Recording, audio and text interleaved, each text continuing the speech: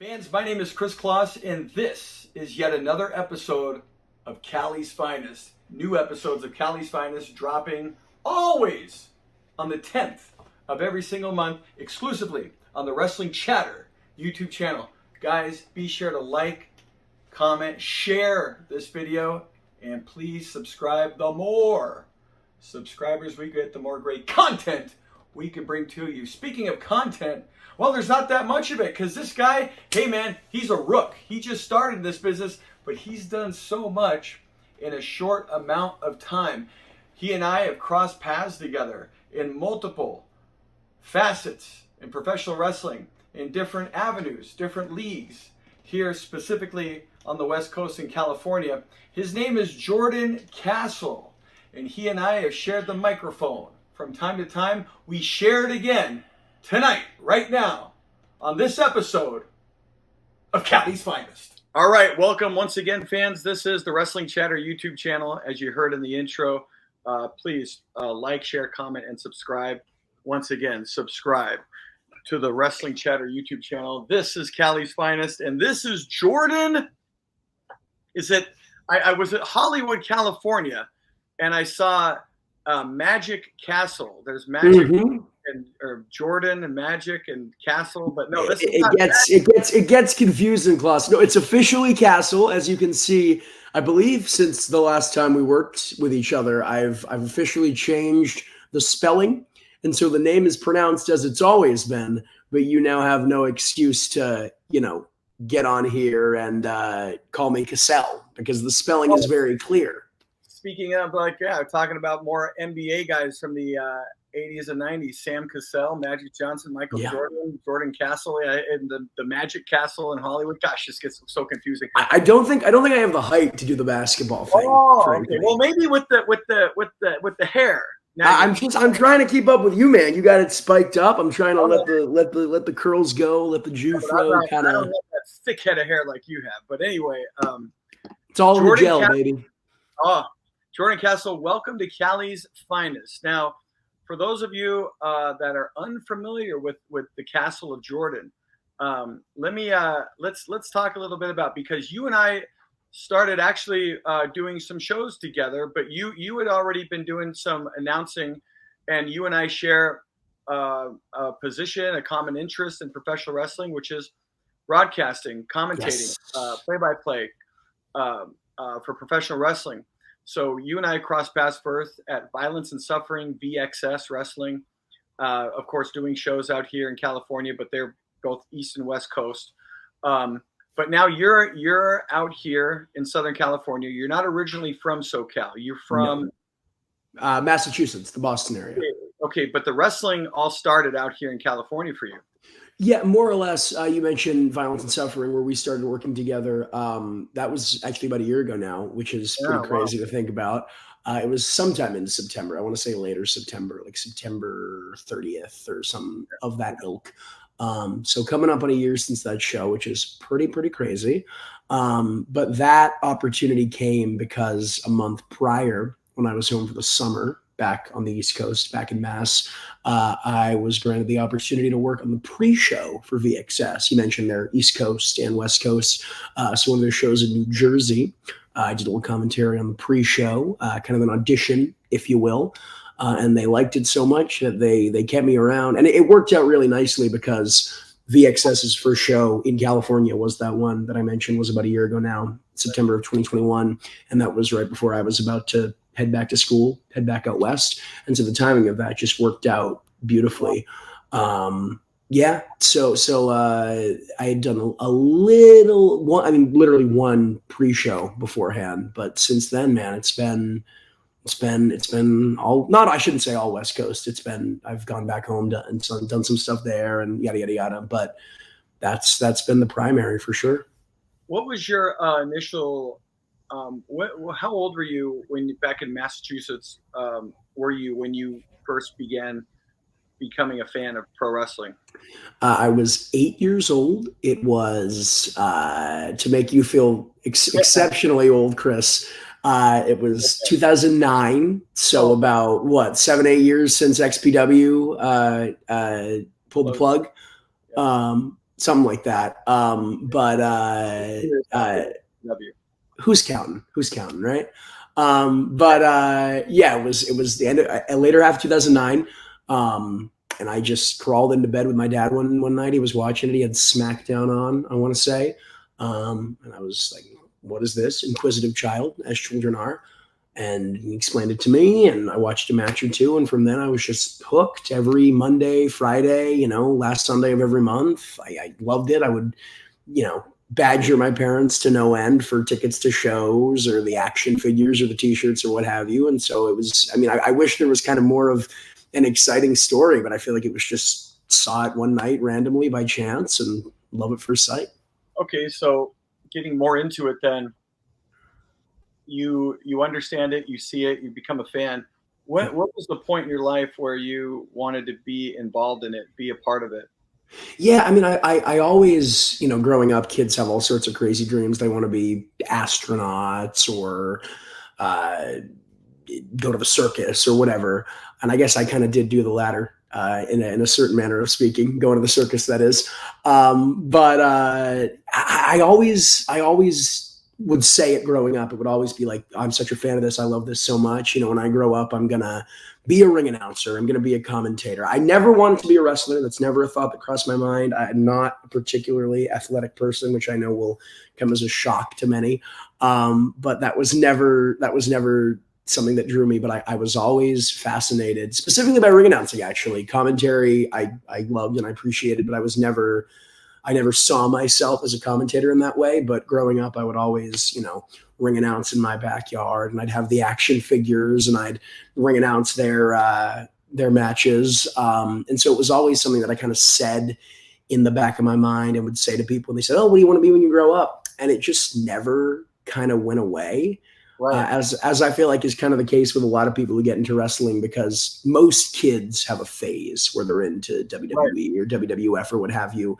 But generally they kind of grow out of it. Yeah. And I just never did. And I was always the wrestling guy. And it was always something that I talked about, being a dream and being something that I aspired towards, having a background in theater and performing and things of that ilk.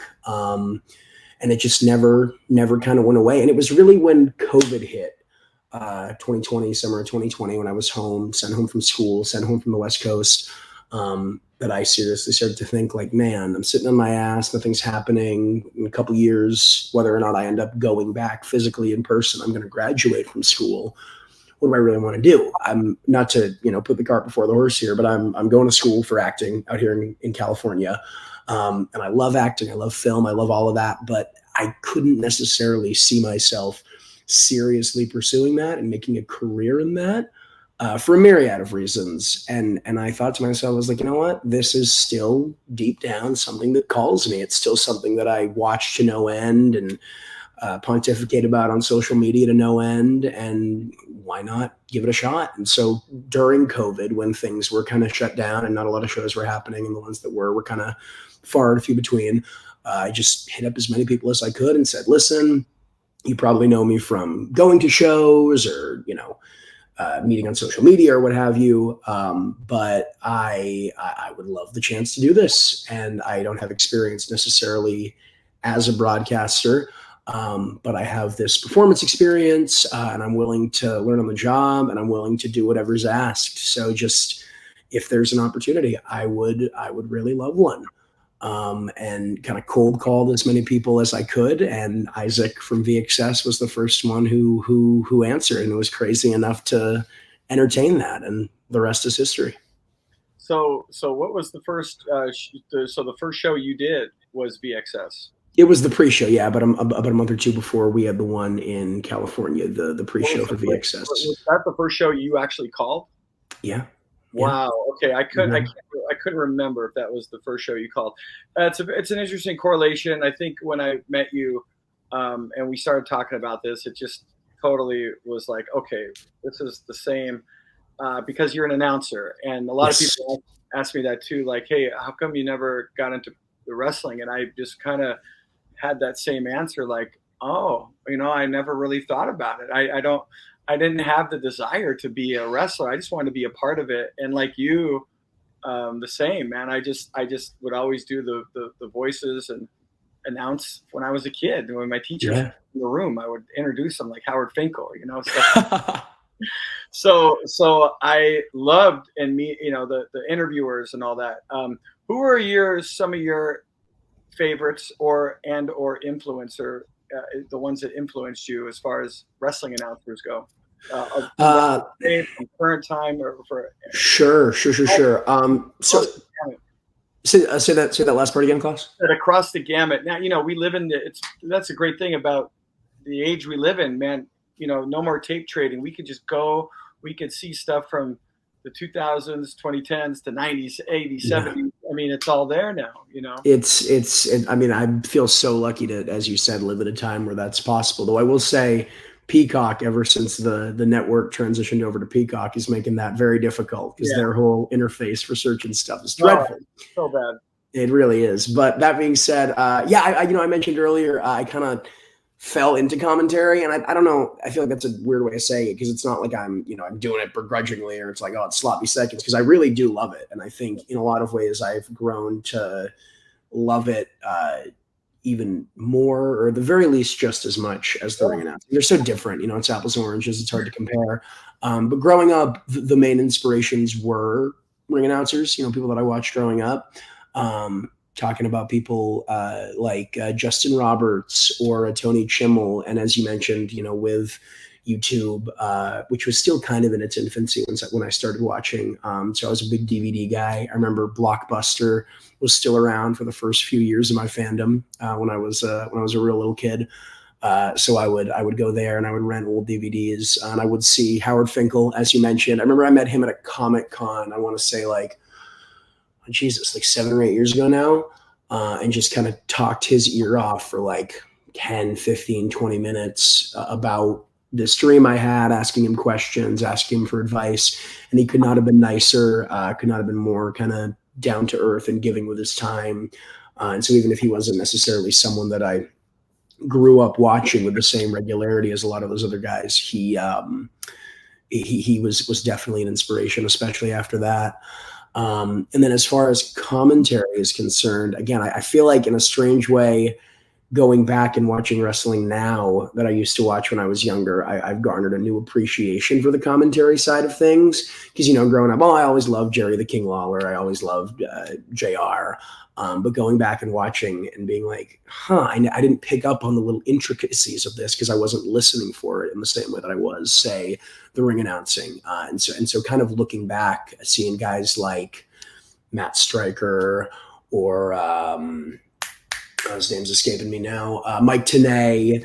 Taz is on AEW. I think he's a brilliant color guy. And so I think I always liked those guys, and I thought they were entertaining. But now looking back and saying, wow, these guys really know how to tell a story, and they're really, really good at this. And so that's been kind of a cool part of getting into commentary, and commentary really being the thing that I do most often in wrestling. So I'd say that those are a handful of names, but I'm definitely forgetting some. I mean, I love all sorts of dudes, man. So it's interesting because I mean, look, like I said, I started out as a ring announcer too. Yeah.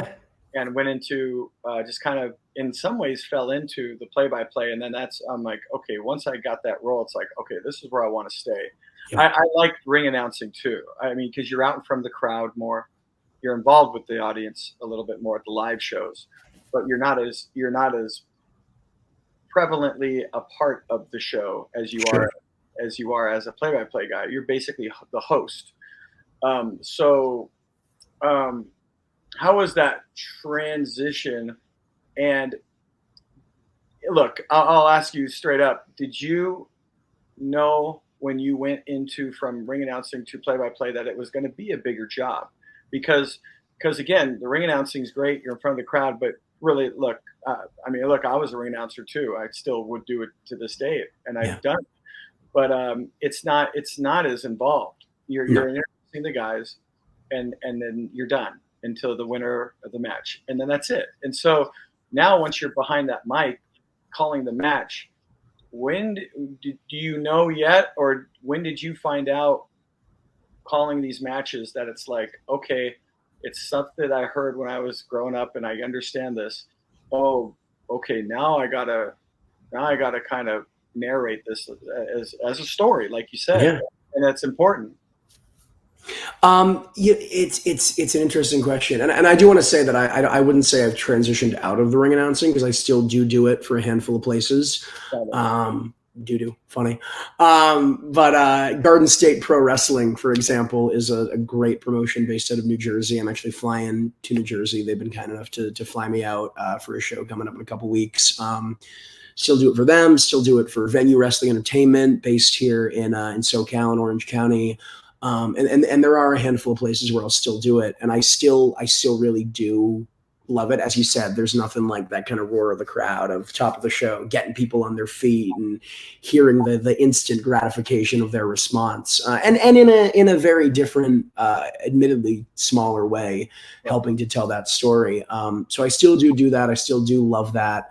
But I think I was shocked in not shocked, but surprised in a lot of ways at what a fun challenge, a challenge that I've greatly enjoyed, but what a fun challenge commentary was, because it is such a different undertaking. You're not getting that gratification from the crowd. It's not about that. It's so much more about the people at home, except, there are a handful of exceptions with live mic commentary, like, you do for Puroresu, but generally it's very much laser focused towards the people at home, towards the people who can see the intricacies, like the close up of a submission hold or a facial or what have you. And really having to be quick on your feet and think quick on your feet in that way. You mentioned with ring announcing, you get there, you do your job, you find out what people are weighing, where they're from, yada, yada, yada. You have that on a note card or you memorize it, whatever. I'm not quite good enough to memorize yet,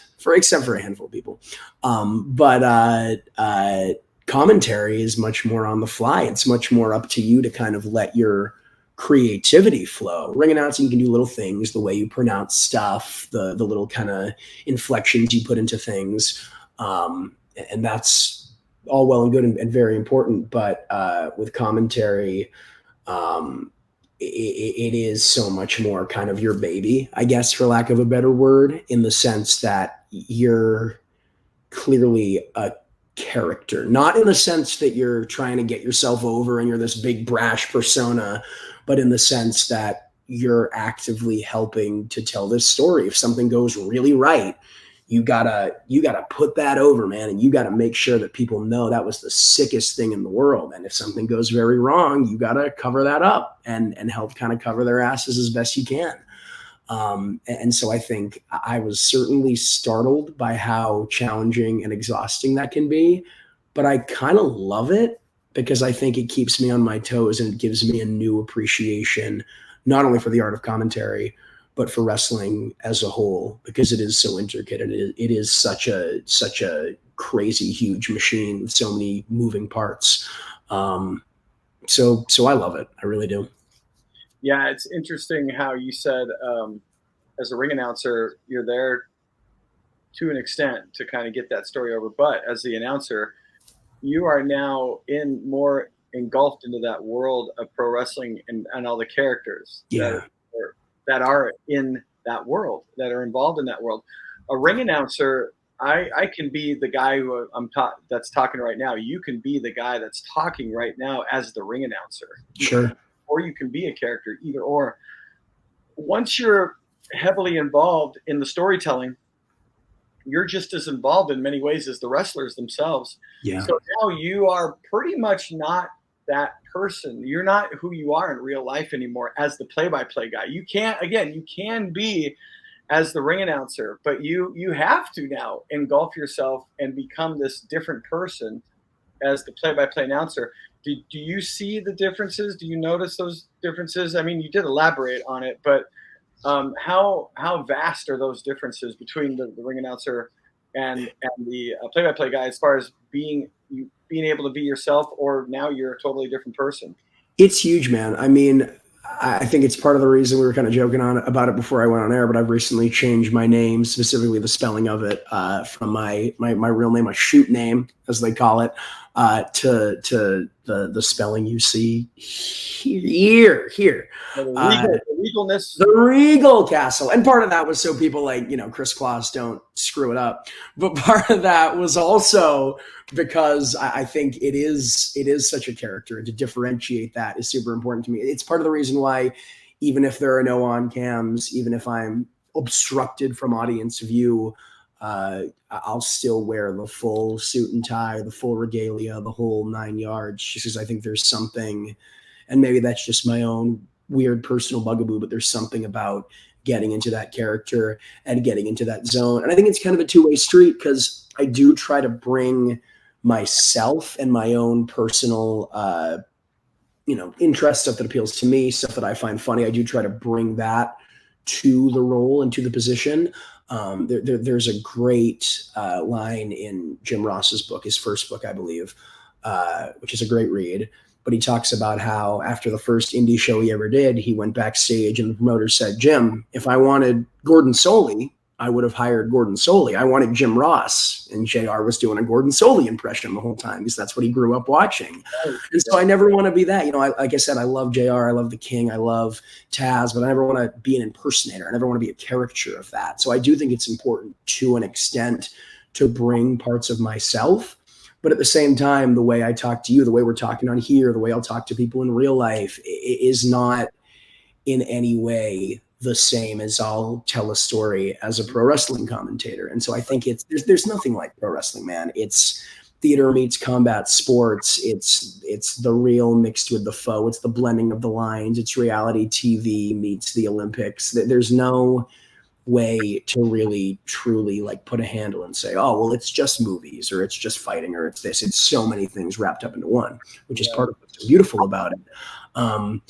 But I do try as best as I can to respect the importance of it, and because it deserves that respect by kind of turning that gear, if you will, while admittedly, keeping parts of myself and keeping some of my own personal tics and trying to be entertaining, because it is sports entertainment. Yeah, I kind of lost my train of thought and was rambling there for a little bit, but I think there's something in there of use. You got something out of that, I think. Yeah, so. Hopefully. But no, basically just talking. I mean, look, essentially, like you, myself, what you see right now and what you see us doing the commentary, I'm a different person than that. Yeah. You're a different person. Look, at the end of the day, that person on TV, they don't think it's a work. They think it's a real sport. Of course. And we're talking. So just that basis alone, trying to get across to the audience here. Dude, if I talk to people in real life, at school or at work or on a date, God forbid, the same way I talk to you at the commentary desk, I'd be locked up in the nut house by the end of the week. I mean, it's so different, but it has to be. And that's what it has to be. Yeah. And again, that goes back to the differences between, let's say, a ring announcer and a play-by-play guy. You are now you're a different person. Yeah.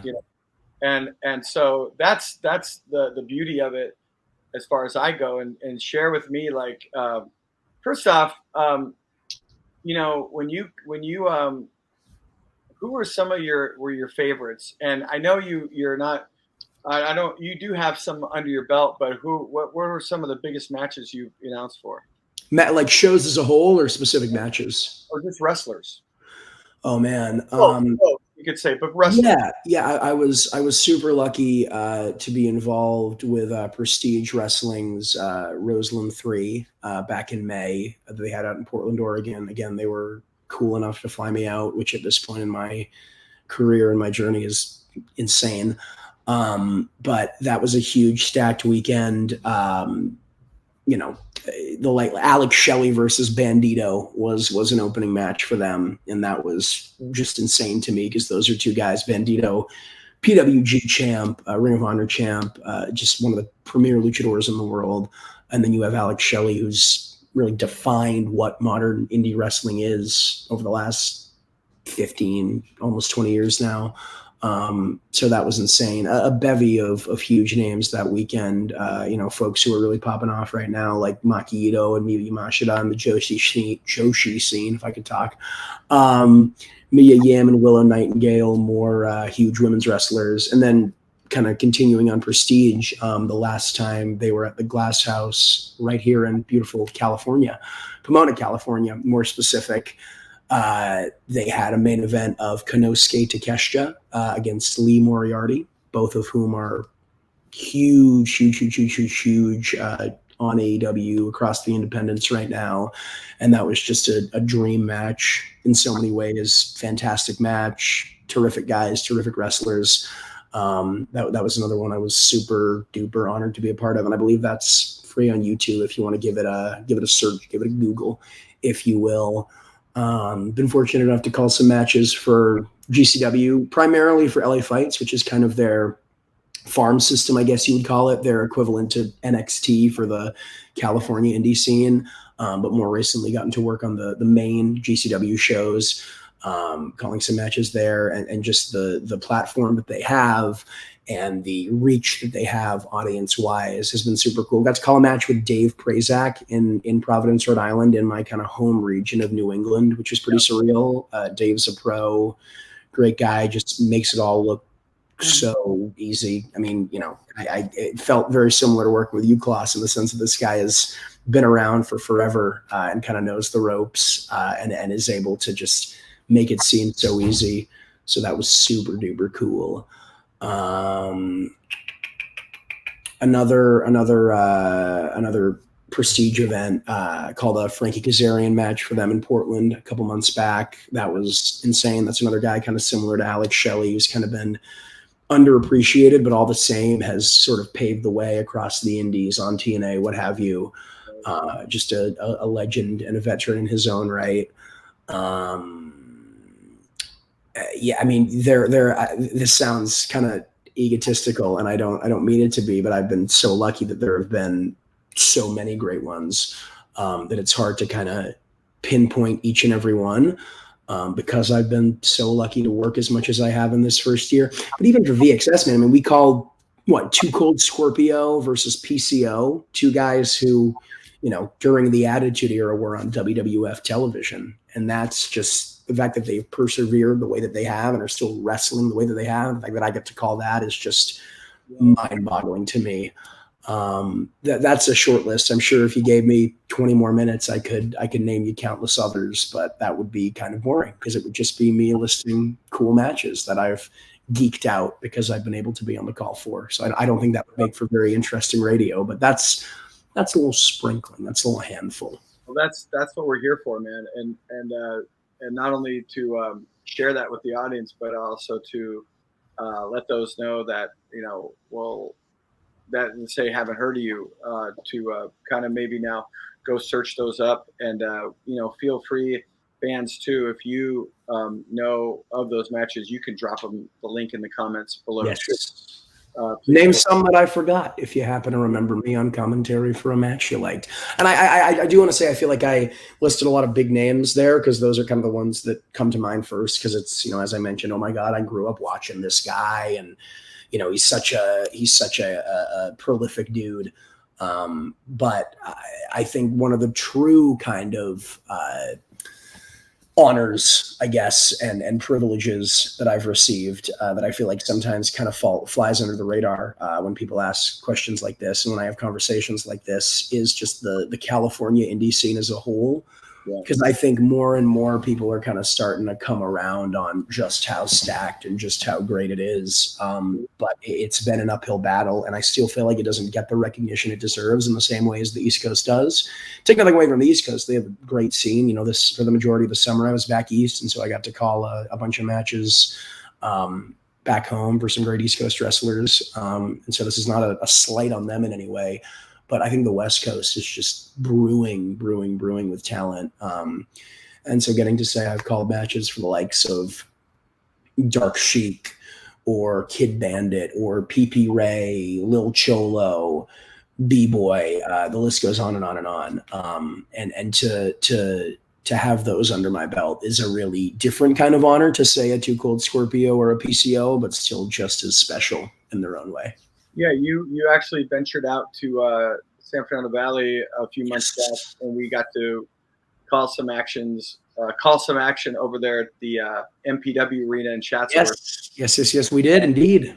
And yeah, man. So hopefully get to do more of those, because every once in a while there's well, not every once in a while, it's every Friday night, but it's got some big names coming in there. But yeah, you're right. I think right now, you know, back in the day, late 90s, well, yeah, mid-late 90s, before I really got into it, it was late 90s I got in, but it was like, it was really heating up at that time. And then it's cyclical. And I think right now there is something happening. There's a little bit of a resurgence out here. And I think we're just kind of starting the grassroots kind of, if you go to shows right now, and you've been going to shows, let's say for the last 3 to 5 years or whatever, and you're a regular fan, I think those people are kind of feeling a little something right now, like something is happening, you know, before it's the cool thing to do. It's like, oh, it's the calm before the storm, if you will, our return of phrase. Yeah, it definitely feels like that right now. I completely agree with you. Well, listen, so, I think part of that is COVID. I think everything shut down during COVID, and I think East Coast stuff started coming back a little sooner, simply because there were less provisions or precautions. I don't know the word I'm looking for. I'm a commentator. Why should I need to be articulate? It's not like it's my job or anything. But I think the restrictions, that's the word I'm looking for. The restrictions were lifted a lot sooner in the East Coast. There it is. And I think the West Coast just kind of started back up a lot later than the East Coast did in that way, as far as kind of wrestling happening more regularly. But I think because of that, I don't want to say it's a blessing in disguise, but I think the silver lining of that could kind of be that they had time to let the hype for that grow, and also let the scene kind of build around itself, in the sense that, okay, now that we're coming back, we're starting out even fresher than a lot of these places on the East. And so we have to totally reinvent the wheel and totally go balls to the wall and make this the best it can be, because it is an uphill battle. I mean, iron sharpens iron, man. And I think that's a clear example of that, and a clear example of why the West Coast, having a chip on their shoulder, has turned into, like I said, a blessing in disguise, silver lining, whatever you want to call it. And it's a big part of why I think it's starting to pop off. And I say start new, because I think the best is yet to come, and we're only just getting started. But I think that's a big part of that. Not to totally cut you off or dismantle your point there. Well, I mean, that was basically, I mean, I just follow up. It basically answered it. But I mean, where do you see Southern California, or just California as a whole, in the next 2-3 years, as far as the wrestling scene is concerned? I think the wrestling and the quality of the wrestling, the quality of the wrestlers and the shows that are being put on you can put them up there with any of the best shows on the East Coast from premier East Coast promotions. I think it's just a matter of people seeing them, and just a matter of them getting that exposure and getting that platform. I think we live in an age, like you said, with streaming and with Fight TV and IWTV and Cage Match and High Spots and YouTube and everything in between, where there is so much wrestling to view, but it's almost like an abundance of riches. It's almost like it can sometimes be too tough to keep up with all the wrestling, even if you're stoked to see it, even if there's a match or matches or a whole show that you're like, that looks sick. I mean, I think about even this weekend, it was All Out weekend in Chicago. GCW had 4 shows. AEW had their pay-per-view. WWE had Clash at the Castle in the UK, and also their Worlds Collide event with NXT. And that's far from the only wrestling that was going on this weekend. That's just one weekend. You know, that's 30, 40, 50 hours of content right there. And so it can be very hard to keep up with that. It can be very overwhelming to keep up with that. So I think it's just a matter of these promotions that are putting on spectacular matches and spectacular shows, getting the opportunity and the audience to show that. Because I think right now, like you said, it's kind of a cool underground thing, calm before the storm. It's kind of bubbling up. But once that seal breaks, man, I think that is the turning point. And I think once people see what people like you and I see, that, oh, these guys are fucking good, then I think that's gonna be a real turning point for sure. This is kind of something that's been coming up, not just here in California, but the state of professional wrestling on a mainstream level is changing ever so fast right now. Sure. I mean, especially with WWE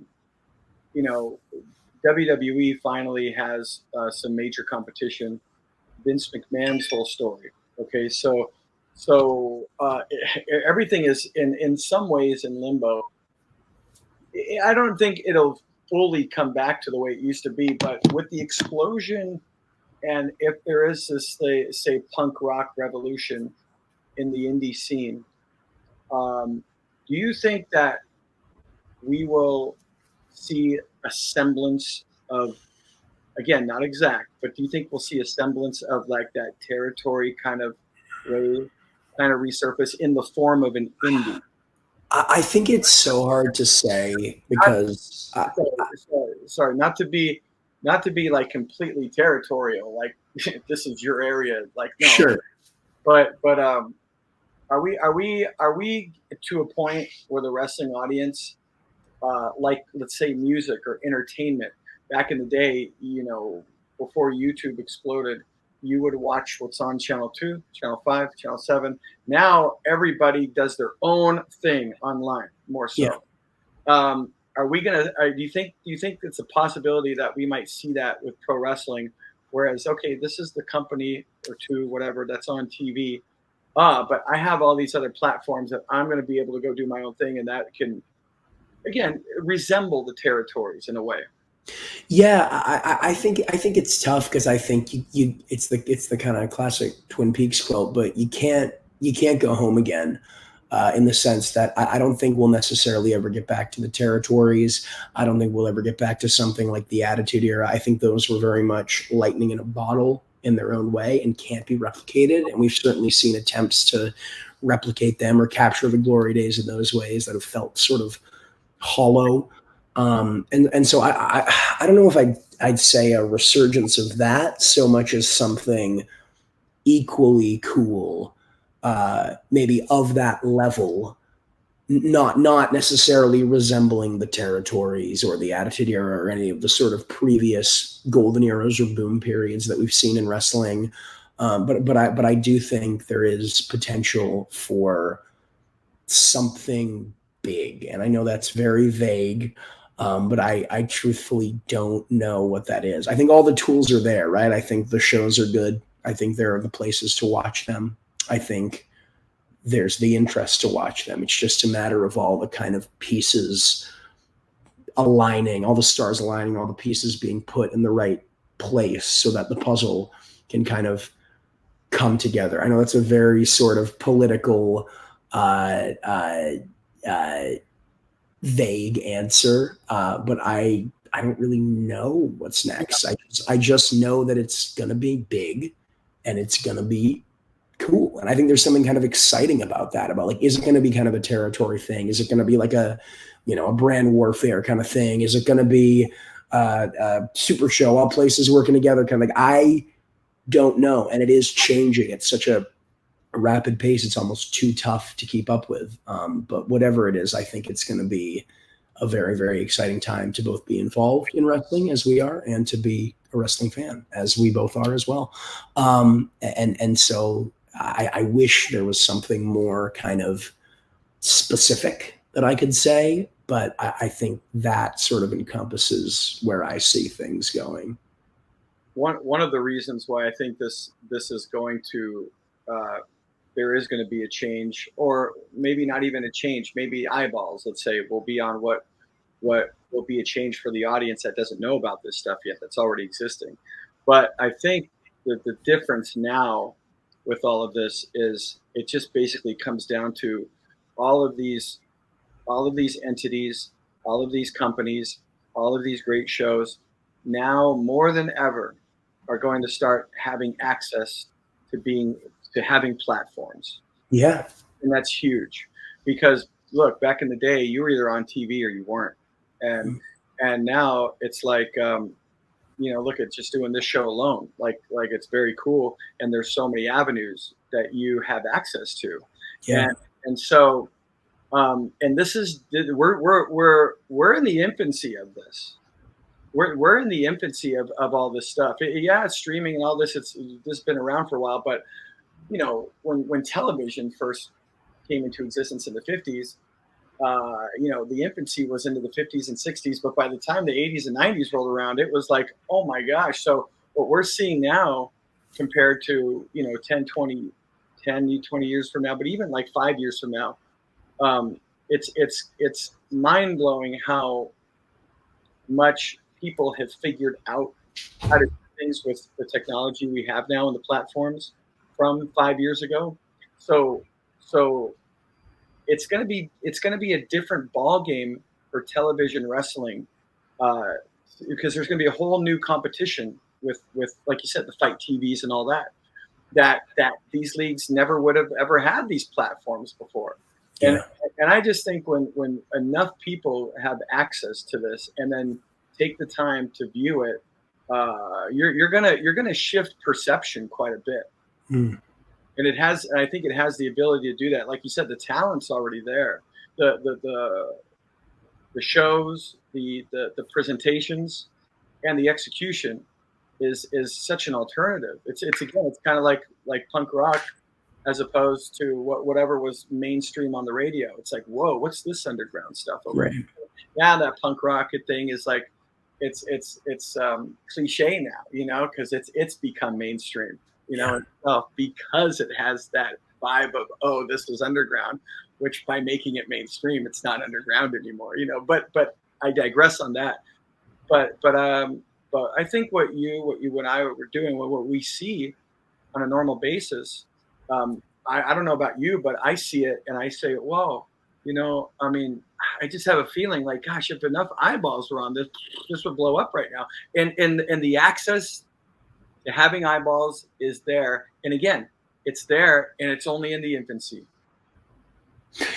I mean, without a shadow of a doubt, I think there's something so exciting about the sort of underground punk rock thing, like you were saying. I think in a lot of ways, that's what wrestling always has been. It's always been the bastard redheaded stepchild of entertainment. Oh, it's not real enough for fighting, but it's not for combat sports. It's not polished enough for traditional entertainment like movies or TVs or what have you.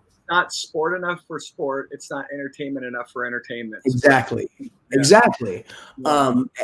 so I think that in a lot of ways sort of encompasses what wrestling is. I think it's inherently niche. I think you talk a lot about the casual fan and about sort of brand recognition and bringing it into the mainstream zeitgeist. And while I certainly think those are conversations worth having, I think part of what makes this crazy little thing so special is the fact that it is so niche. And so, man, I'm very proud to be a part of it. I'm proud to be an independent professional wrestling commentator or ring announcer.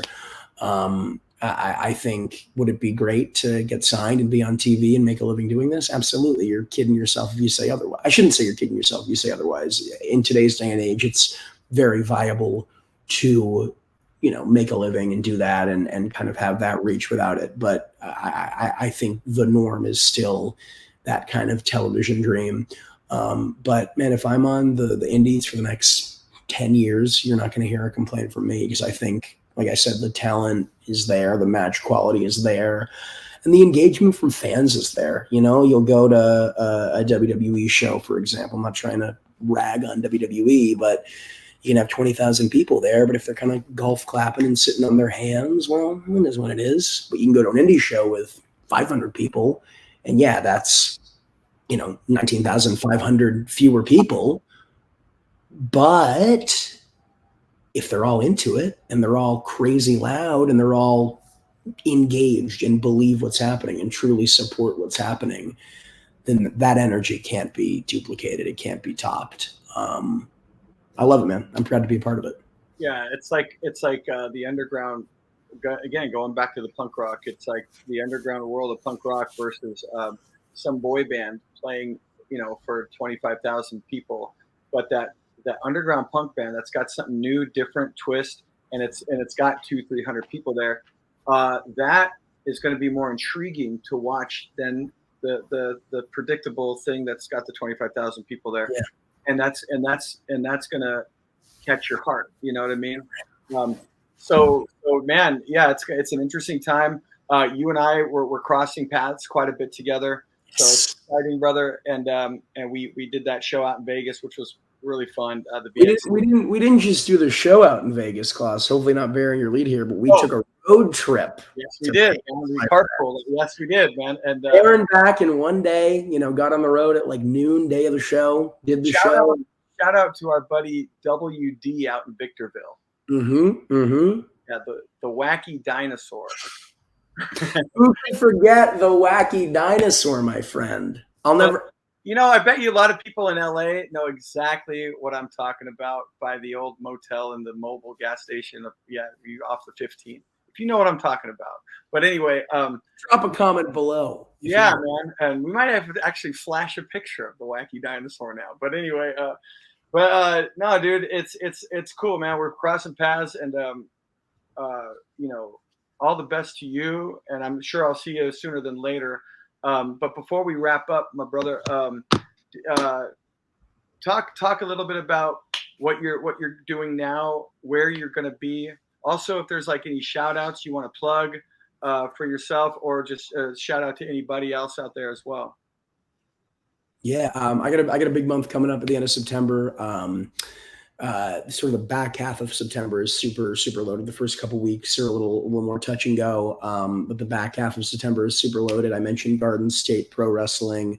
They're another sort of promotion that's in their infancy. I believe this is only their third show, but between two shows, they've had incredible talent like Impact Champion Josh Alexander, Konosuke Takeshita, Taya Valkyrie, Tony Deppen, Balianaki, Alan Angels, Effie, Ali Catch, the Workhorsemen, just a bevy of super duper talented folks. Again, I'm sure that countless names are kind of escaping me.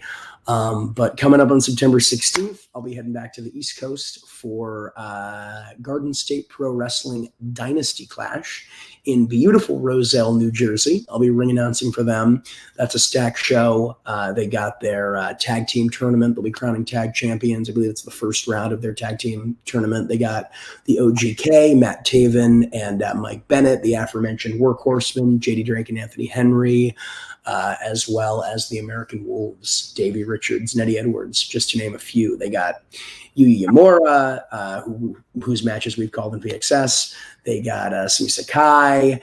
They've got Speedball Mike Bailey. And in the main event, it's going to be Janai Kai versus Jungle Kiona. So that show is super stacked. I'm super stoked to be kind of returning home there for a little bit to be ring announcing. I love the energy at that place. I love the kind of vision they have for wrestling. So I'm super stoked to be back with them. And then I got a couple of dates for Prestige Wrestling.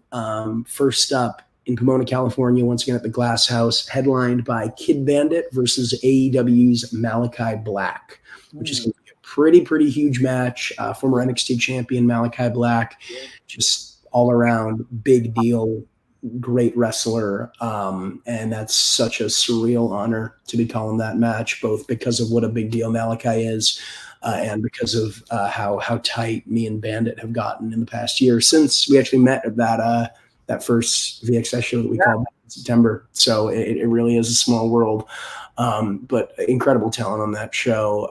440, Filthy Tom Lawler, Sandra Moon's facing Maki Ito, Trish Dora's facing Miyu Yamashita. That one is stacked.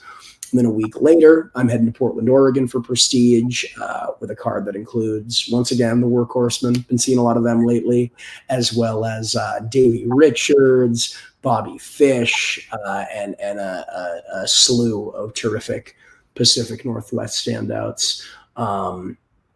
let's see what else. What else do we got? I know it's a busy month. Violence and Suffering, Awful Things, back in Baldwin Park on the 22nd of September, headlined by Jordan Oliver versus Brian Cage. It is Ace versus Streak in the kind of headliner there, as well as talent like Santana Jackson, one of Kris Kloss's favorites. He's taking on the Dark Sheik. We have Jacob Fatu. We have JTG. We got Matthew Justice. That's another super stacked card. And then making a couple of debuts for both Pandemonium Pro Wrestling, which I'll be doing. I won't be there live in studio because it's actually the same day as the Prestige show in Oregon. Talk is cheap. But I'll be recording commentary and post-production. That'll be coming out on YouTube for free, I believe, at some point. Once again, headlined by Frankie Kazarian, taking on Ishmael Vaughn. So calling 2 of his matches in 1 year is insane to me. Fuego del Sol is going to be there. Jack Evans is going to be there. Also making my debut for Pride Style, heading back to Vegas. I'll wave hello to the wacky dinosaur. That's going to be on September 30th. Headlined by Sandra Moon, defending her Pride Style championship against Nick Sanders. So a lot of good people over there, a lot of good peeps in Vegas, and excited to make my debut there. It's kind of a long time coming. And finally, as I mentioned earlier on in the video, Venue Wrestling Entertainment, one of my favorite places to ring announce. I'll be back for the first time in a couple months. I miss those folks very much, and I'm stoked to be back in Fullerton, California for the very first time since they had a little venue change. Right. As they present Sold Out. So I just threw a lot of dates at you. You can find them all on Twitter, Instagram, all the socials. That's at Jordan, JORDAN W_S.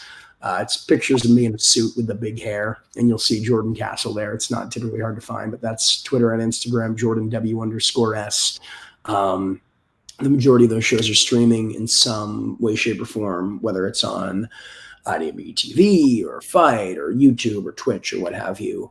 But those should all be able to be seen, whether or not you're in Jersey or California or Oregon or Vegas. But a big month coming up, and trying to keep that momentum going because it's the best job in the world, man. Truly living the dream. So check all those out. Find me on socials. I couldn't agree with you on that last statement more. It's nothing like it in the world, and I'm glad you're getting all this experience. And keep up the good work, man. Thank you, sir. And thank you, and we'll see each other soon. Yes. And one of Cali's finest right here, Jordan Castle. Catch him on the mic. Catch him right where he said on social media. And once again, we will see you on the 10th of every single month, dropping new episodes right here of Cali's finest. Subscribe to the Wrestling Chatter YouTube channel, and we will see you next time. Thank you, Kloss.